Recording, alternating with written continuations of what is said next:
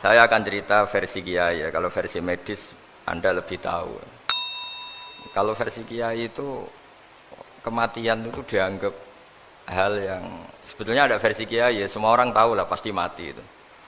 Cuma inginnya mati itu kan macam-macam. Inginnya ya setelah kaya, terus setelah mapan, terus menangi anaknya mapan, cucunya mapan gitu. Terus itu pun sebetulnya ada siap mati juga. Tapi ya tetap mati gitu. Jadi saya punya cerita, saya akan cerita yang lucu-lucu ya supaya enggak tegang ya menghadapi kematian. Dulu itu kroni itu ya sudah ada. Jadi Nabi itu ya punya kroni, tidak hanya pejabat. Nabi itu punya kroni. Nabi Sulaiman itu bisa terbang. Gitu. Ya mulai dulu manfaatkan angin. Jadi angin itu mulai dulu memang luar biasa. Dimanfaatkan orang sekarang mulai tenaga angin, pakai rem angin. Mulai dulu angin itu luar biasa.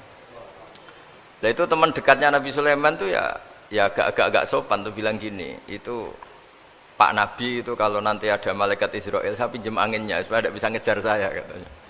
Jadi mulai dulu tidak hanya pejabat, Nabi pun ya punya teman yang agak-agak gimana itu.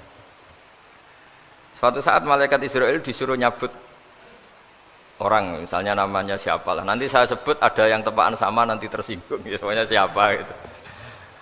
Yang jelas namanya ada Agus tidak Bambang karena bahasa Arab itu orang ini cabut di India. Nabi Sulaiman kira-kira ya di Palestina kira-kira itu. Si orang ini ternyata di dekat Nabi Sulaiman. Nah karena Nabi itu kan orang hebat lah, sehingga malaikat ya kadang silaturahim ke para nabi. Israel sendiri ya kadang-kadang silaturahim ke para nabi. Silaturahim yang paling enggak disukai ya silaturahimnya malaikat Israel. Datang ke Nabi Sulaiman, sebenarnya niatnya silaturahim. Ternyata ketemu orang itu, kaget malaikatnya. Waduh ini gimana ini? Kok saya disuruh nyabut di India, kok orangnya di Palestina? Nabi Sulaiman kira-kira di kawasan Palestina, di wilayah yang katanya Israel itu. Karena Palestina kita tahu kan, menurut pemerintahan Israel itu wilayah Israel, menurut Palestina pemerintahan apa? Palestina. Tapi Indonesia alhamdulillah sampai sekarang itu enggak mau atau tidak punya hubungan diplomatik dengan apa? Israel. Sehingga kita harus mengistilahkan Palestina untuk warga Indonesia. Kaget malaikat ini katanya disuruh nyabut di India kok ada di sini. Nah si kroni ini, si orang yang itu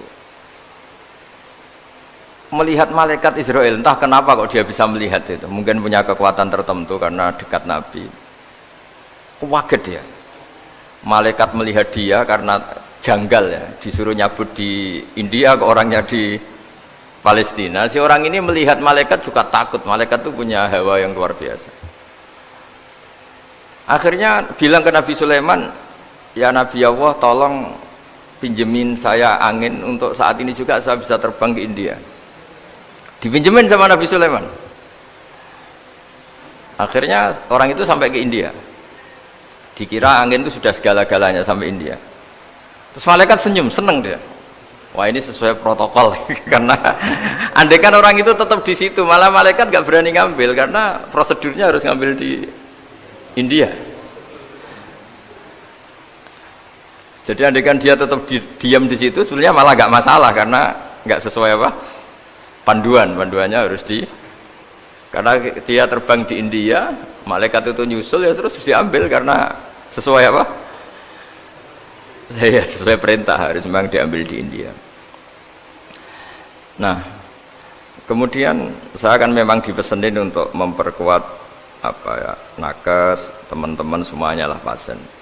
Tapi saya cerita dimulai dari yang seperti ini saya sengaja karena memang ya hidup itu seperti inilah, pasti kita semua akan mengalami kematian, cuma inginnya kita ya hidup itu ya sehat ya, terus kalau mati itu ya tidak punya utang karena berat nanti utang itu.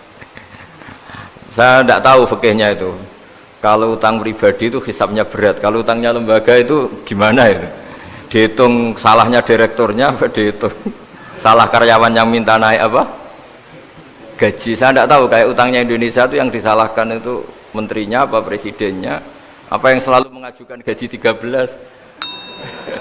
Tidak tahu itu, karena di kitab tidak dibicarakan. Yang dibicarakan utang-utang apa? Pribadi ya. Kalau yang utang-utang lembaga negara itu nanti tak tanyakan malaikat auditornya ini gimana cara apa? Itu yang disalahkan menterinya, apa presidennya, apa direkturnya, apa pengajuan proposal itu.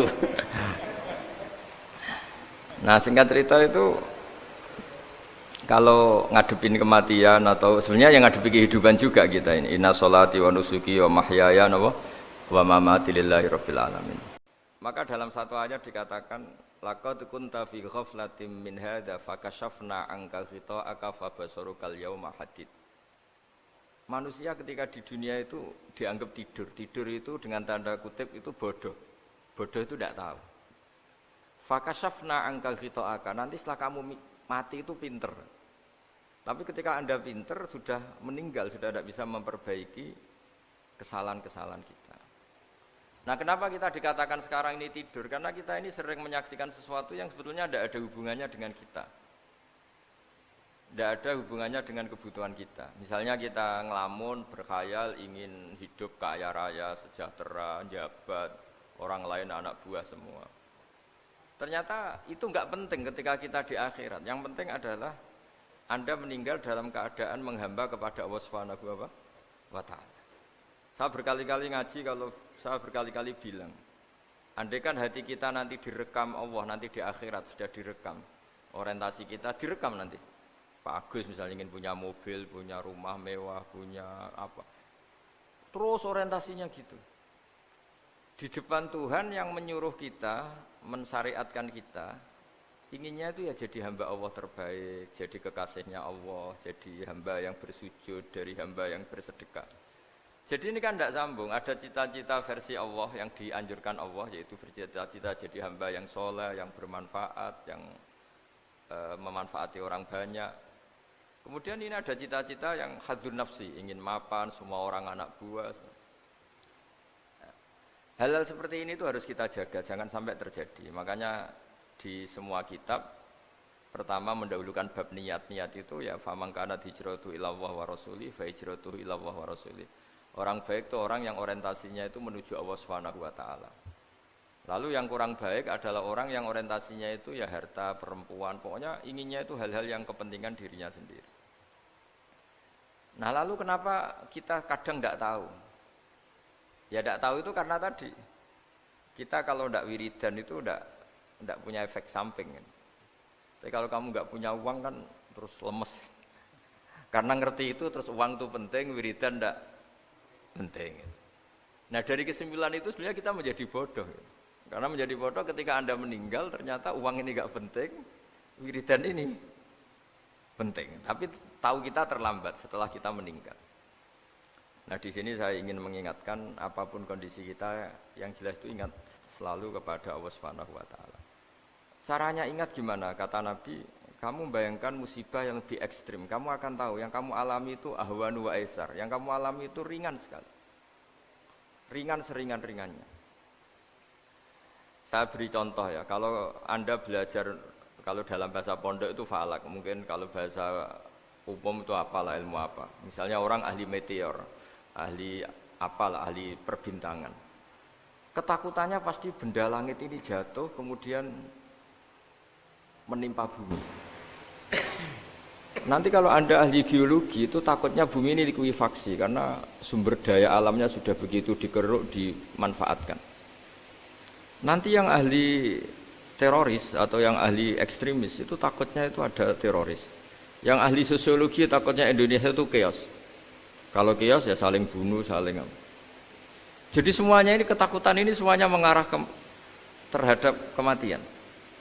Kecelakaan lalu lintas ya menjadikan orang mati, likuifaksi kayak kemarin di Sulawesi ya iya, gunung meletus, gempa, tsunami. Nah ketakutan yang menjadikan kematian sebenarnya banyak. Kalau baru tsunami aja ya orang takutnya ke tsunami, nanti kalau ada kematian gempa ya takutnya gempa, kalau temanya Covid ya takutnya Covid.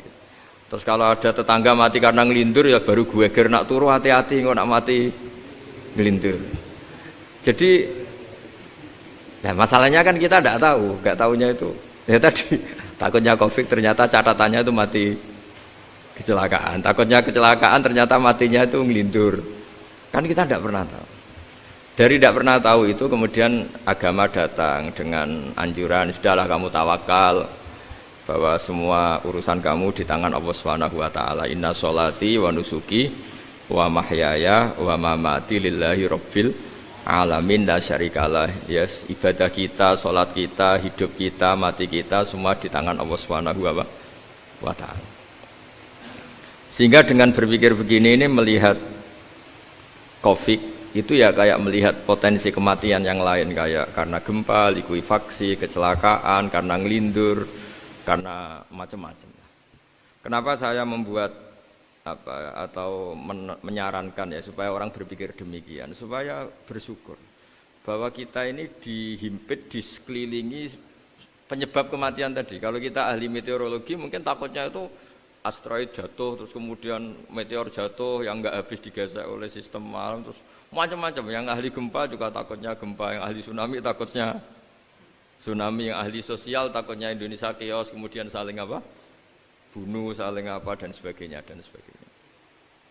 Nah dengan keadaan seperti ini kita ini baik sekali, bukan sekedar baik sekali. Kita tidak mengalami chaos sosial, kita tidak mengalami likuifaksi, kita tidak mengalami benturan benda langit di bumi kita.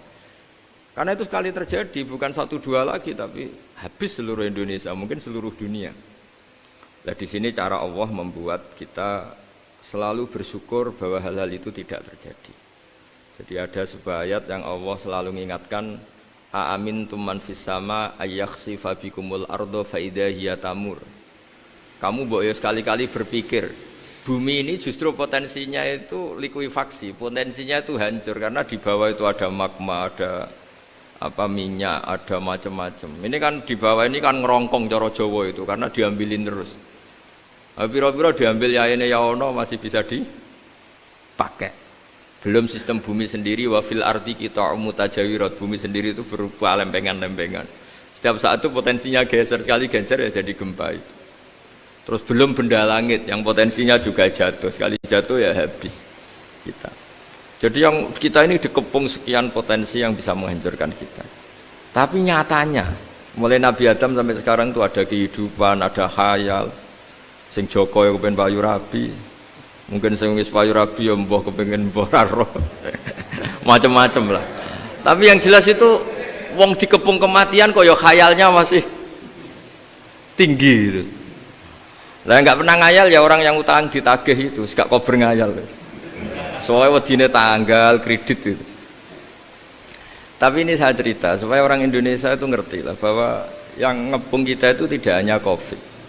Banyak. Makanya orang Arab itu kalau ngendikan itu wa man lam yamut bisayfi mata bi khairihi ta'addadatil asbab wal maut wahidu. Karena orang Arab itu kan dulu Arab sebelum Islam itu kan satu kabilah nyerang kabilah yang lain. Wah itu kan harus butuh orang-orang tangguh karena dulu sistem rezekinya kayak sistem Indonesia dulu lah. Kerajaan ini nyerang ini supaya satu kerajaan punya eksistensi harus mengalahkan kerajaan yang lain. Bahkan cerita-cerita itu sama lah di Indonesia di mana-mana. Nah itu pemuda-pemuda yang gagah berani itu karena punya pegangan tadi. Wa man lam yamut bisayfi toh mata biwirihi. Kalau kamu tidak mati di medan perang ya tetap aja mati juga. Gitu. Sehingga mereka kendel gitu kata cerita orang dulu. Ta'addadatil asbab wal maut wahidu. Sebab kematian bisa macam-macam, tapi kesimpulannya tetap saja namanya mati. Lalu Islam itu mengajarkan aksiru min dzikri hadhimil ladzat. Kamu harus banyak ingat mati. Tapi uniknya Islam itu menyuruh ingat mati itu disuruh justru semangat hidup. Karena kita butuh bekal itu. Jadi kalau kamu ingat mati itu jangan terus loyo, terus nunggu takdir mati itu enggak, malah disuruh semangat. Nah, tenaga medis semangat mengobati pasien. Yang pasien juga semangat mensupport dirinya supaya punya keberanian hidup. Orang Jawa nunggoni anak, nunggoni putu. Kalau saya sebagai kiai ya nunggoni santri, nunggoni umat. Jadi ingat mati itu justru dengan cara mencintai hidup. Karena hidup ini adalah bekal kita untuk sanggup ketemu Allah Subhanahu wa taala.